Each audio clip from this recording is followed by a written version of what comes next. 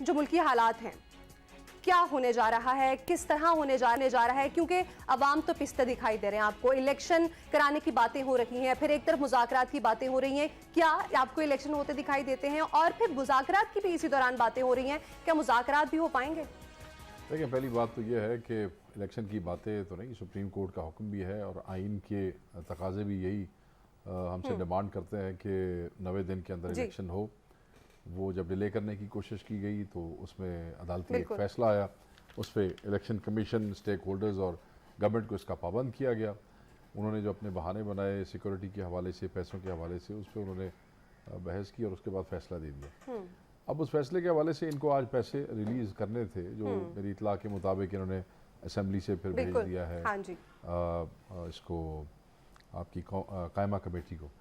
तो हम ये समझते हैं कि इस किस्म की जो कोशिशें हैं वो अननेसेसरी ये कोशिशें हैं इलेक्शन को डिले करने की। इससे किसी को कुछ हासिल नहीं होगा।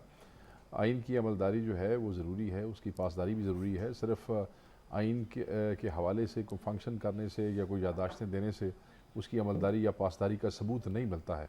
सिर्फ उस पर अमल करने से उसकी हिफाजत और उसकी पासदारी का सबूत मिलता है। मैं ये समझता हूँ कि आइन के अंदर जो है वो 5 एक्सपेंस है जो चार्ज एक्सपेंस कहलाते हैं, और चार्ज एक्सपेंस जो है वो आपने देने ही देने और एज इट इज़ वो कबूल होने हैं, जिसमें ऐवान सदर के ख़र्चे हैं, ऐवान के हैं, जिसमें इलेक्शन कमीशन के हवाले से इलेक्शन के ख़र्चे हैं।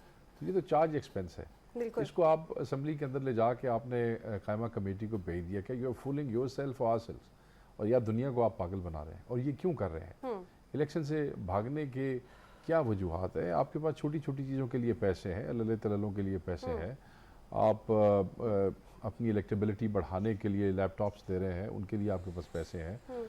आप एक यूलिस किस्म की स्कीम आपने शुरू की है जिसकी ऑलरेडी जिसकी नजर ये तो वो सारे मसाइल है ना, वो उज़र हैं जो ये पेश कर रहे हैं। लेकिन आप ये देखें कि आज पार्लियामेंट में जरदारी साहब ने भी ये कहा है, उनकी जानिब से भी कहा गया है कि पीटीआई जो है अगर मुज़ाकरात की बात करती है तो आए वज़ीर आज़म साहब के पास और आके मुज़ाकरात करें, बात करें इलेक्शन पर। तो आप क्या समझते हैं कि जाएंगे पीटीआई वाले वज़ीर आज़म साहब? बात करें, पीटीआई की क़यादत जो है वो 12 कह चुकी है कि हम बात करने को तैयार हैं। बड़ी क़यादत से लेके सेकंड कैडर तक हर आदमी खुल के ये कह चुका है, और ख़ुसूसन पिछले 1 महीने के अंदर। इस दौरान सिर्फ वज़ीर आज़म ने, और फिर इनका एतराज़ होता है जी आपने हमें ये कहा, हमें एतराज़ होता है हमने आपको ये कहा। ये सारी चीज़ें माजी के अंदर है। अगर आप चीज़ें दुरुस्त करना चाहते हैं तो मैं समझता हूँ कि बैठने से ही इसका बेहतर हल निकल सकता है, और उसमें इफ्स एंड बट्स नहीं है। बिल्कुल किसी ने घुटने नहीं टेकने हैं आपके लिए।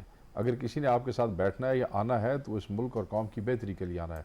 इसलिए नहीं कि हमने आपको बड़ा चौधरी मान लिया है।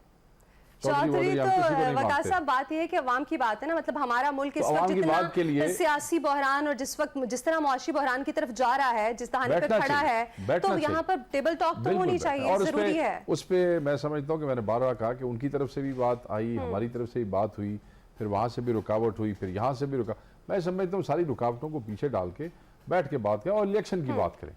उसको नथी ना करें किसी और चीज से। वो जी फलाने इशू भी मुका लो, तो फलाने इशू मुका लो। Issue at hand is election. अगर वो रिजॉल्व कर लेते हैं और उसकी हम एक पेज पे आ जाते हैं, बाकी सारी चीजें जो है वो सियासी इस्तेहकाम से वाबस्ता है। बिल्कुल वो सियासी इस्तेहकाम आ जाएगा, ये अनईजीनेस जो है ये खत्म हो जाएगी, फ्रस्ट्रेशन लोगों की खत्म हो जाएगी, गवर्नमेंट की, अपोजिशन की, सबकी। तो फिर मेरे ख्याल में किसी के पास उज़र नहीं होगा आवाम को पागल बनाने के लिए, ना हमारे पास ना इनके पास। बिल्कुल ऐसा। तो बेहतर यही है कि हमें उस पर तो आप देखें ना, हमारे मुल्क की आवाम पिस रही है, महंगाई आप देख लें कहाँ तक पहुँच गई है।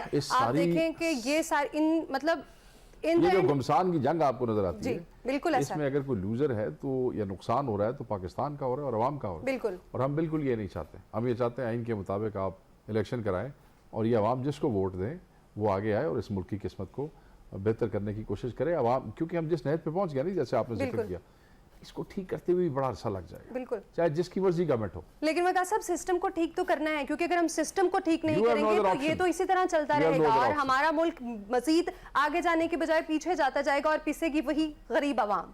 मतलब हम जो ऐवानों में बैठे लोग हैं या मतलब जो हम बैठ के डिस्कशन कर लेते हैं वो उतनी अहम है, लेकिन उसके कुछ वो कहते हैं ना कि प्रैक्टिकली भी कुछ होना चाहिए। होंडा जो कार मैन्युफैक्चरर्स हैं उन्होंने सैकड़ों लोग ले ऑफ किया है। ये जो जूतों की सनत, मैं लाहौर में कल परसों इनके लोगों के साथ बैठा था, उन्होंने कहा जी 20,000 लोग वाबस्ता है, 16,000 लोग घर जा चुके हैं। मेन ब्रांड्स अगर जिनके पास 1,000 1500 मुलाजिम थे, उनके पास 50-50 लोग काम कर रहे हैं। बिल्कुल ऐसा ही है। डीजल पेट्रोल की कीमतें इतनी चली गई हैं कि ट्रांसपोर्ट सेक्टर बिल्कुल पीछे चला गया। लोगों ने अपने फ्लीट जो है वो सरेंडर कर दिए हैं, खड़े कर दिए हैं। वो एक्सपेंसेस उनसे बेयर नहीं किए जा रहे, और अल्टीमेटली ये किसके ऊपर नजला गिर रहा है? बेचारे वर्कर के ऊपर, गरीब बिल्कुल ऐसे ही है वकास साहब, बिल्कुल ऐसे है। अगर हम देखें तो बिल्कुल ऐसा है कि गरीब तबका बिल्कुल पिस कर रह गया। मतलब गरीब क्या, अब हमारे मुल्क में हर तबका ही पिस रहा है, जितनी महंगाई हो चुकी है, अब तो सब शिकार हैं, अब तो सब शिकार हैं। तो